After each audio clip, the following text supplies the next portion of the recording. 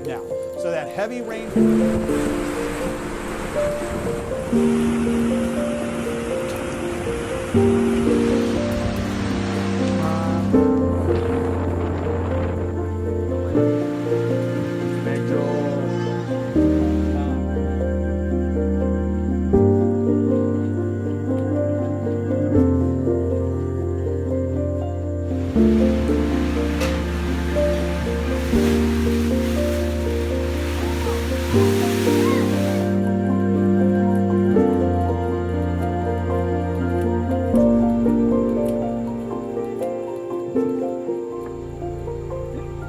Yun, so yun guys, sariling pamilya, tos ikaw na yung ikaw na yung nagmamasid.